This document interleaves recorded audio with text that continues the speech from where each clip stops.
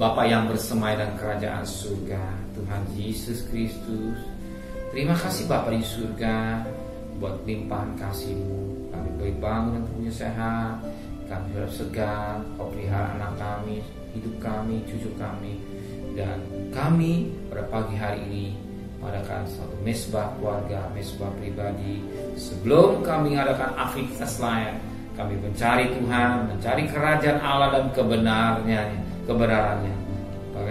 Dan kami boleh menyembah sujud di waktu pujian penyembahan dan renungan firman-Mu pakai hamba-Mu secara khusus. Urapi kami, urapi hamba-Mu juga. Roh Kudus, lembutkan hati kami sehingga butir firman menjadi berkat buat kami. Haleluya. Amin. Shalom. Selamat pagi. Kami bertemu dalam kasih Tuhan Yesus Kristus. Hari kita akan membaca Amsal pasal yang 25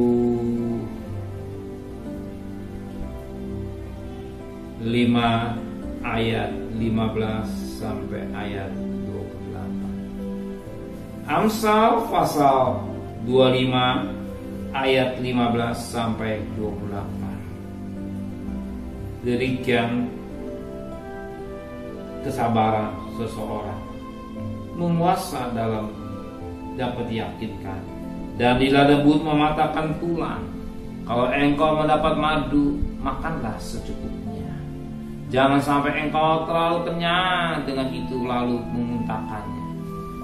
Janganlah kerap kali datang ke rumah sesamamu, supaya jangan ia bosan lalu membenci. Orang bersaksi dusta terhadap samamu ada seperti gada atau pedang atau panah yang tajam. Kepercayaan kepada pengkhianat di masa kesakan adalah seperti gigi yang rapuh dan kaki yang goyah. Orang yang menyanyikan nyanyian untuk hati yang sedih adalah seperti orang yang menanggalkan baju di musim dingin. Dan seperti cuka pada luka, jikalau seterumu lapar, berilah dia makan roti. Dan jikalau ia dahaga, berilah dia minum air. Engkau akan menimbun bara api di atas kepalanya, dan Tuhan akan membalas itu kepada. Angin utara membawa hujan, bicara secara rahasia, muka marah. Lebih baik tinggal pada sudut soto rumah daripada diam serumah dengan perempuan yang suka bertengkar. Seperti air sejuk bagi jiwa yang dahaga, demikian kabar baik dari negeri yang jauh. Seperti mata air yang keruh dan sumber yang kotor, demikianlah orang benar yang kuati di hadapan orang fasik. Tidak baik makan banyak madu, sebab biar jarang kata-kata pujianmu. Orang yang tak dapat mengendalikan diri adalah seperti kota yang roboh temboknya. Mari kita perhatikan firman Tuhan yang jadi berkat buat kita pada pagi hari ini. Kita perhatikan pada ayat yang ke-17. Janganlah kerap kali datang ke rumah sesama, supaya jangan bosan lalu membenci. Firman Tuhan berkata demikian, jangan kerap kali datang ke rumah sesamamu.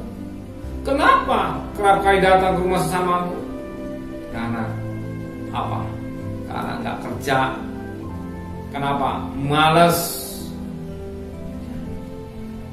Banyak kali terjadi datang ke rumah orang, ya, minta pertolongan, malas bekerja, ya, minta makan. Ini membuat orang, dikatakan firman Tuhan, membuat orang bosan. Membuat orang bosan. Tuhan mengajak kita sebagai anak Tuhan, kita sebagai seorang suami, sebagai istri, waktu pulang kerja, jangan rumpi atau ngulur-ngulur waktu di rumah orang. Pulang, lihat suami, lihat orang, bertemu dengan orang tua kita, anak kita atau suami, tapi kembali pada istri keluarganya. Supaya apa? Kita menikmati berkat Tuhan. Jangan menjadi anak-anak Tuhan yang hanya di rumah orang, pulang tidak memperhatikan rumah tangga. Justru yang sering terjadi, firman Allah kata bosan. Dia lagi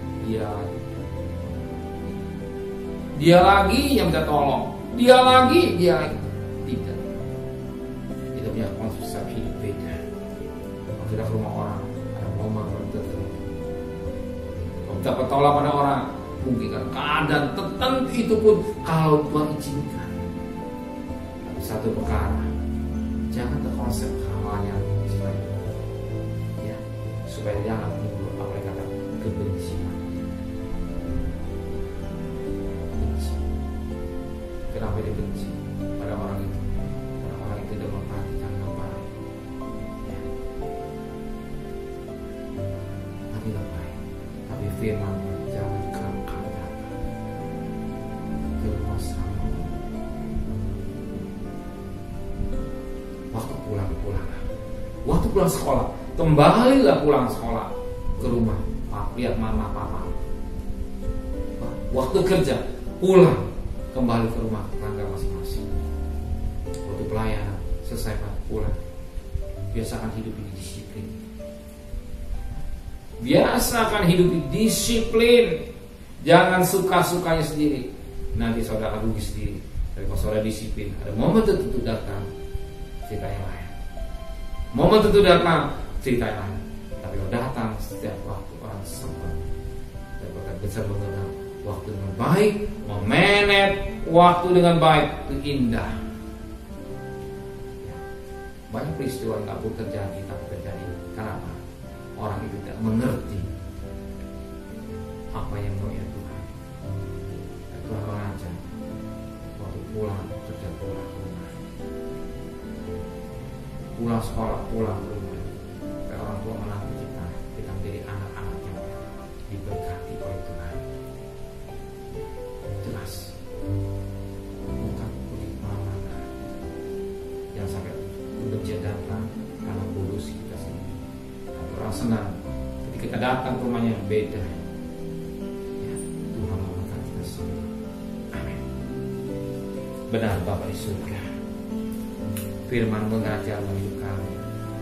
Jangan kami pergi pulang datang ke rumah orang setiap saat, setiap waktu. Tapi pulang kerja, waktu berdagang pulang ke rumah, waktu pulang sekolah pulang ke rumah, sehingga kami, orang tua kami, suami kami, istri kami, dan diri kami menjadi orang-orang yang taat kepada firman Allah, dan orang tidak benci dan tidak bosan melihat kami, karena kami menjadi orang-orang yang takut kepada Tuhan. Terima kasih Bapa di surga. Saat kami harus bekerja, kami harus berdagang, Kau sertai kami, perjalanan kami pergi dan selamat, pulang dengan selamat, dengan tidak kurang satu apapun juga. Kami percaya Engkau Yehova Jireh yang selalu mencukupi segala kebutuhan kami. Berkati Bapak Presiden, Wakil Presiden, para Menteri, Gubernur, Wali Kota, Bupati, Camat, Lurah, RW, RT, medis, relawan, TNI, Polri, mereka-mereka Tuhan yang bekerja garis depan, beri kesehatan yang prima, beri kekuatan yang prima, dan berikan hikmat yang dari Tuhan, sehingga cepat sekali virus ini berkurang, yang sakit tapi yang sembuh semakin banyak Tuhan. Engkau tahu mereka lelah, dokter, para medis lelah, sehingga dia boleh menikmati sebagai pahlawan gagah perkasa. Pelihara juga keluarganya sebagaimana Kau pelihara mereka semua. Terima kasih Bapak. Saat kami mohonkan turunkan berkat.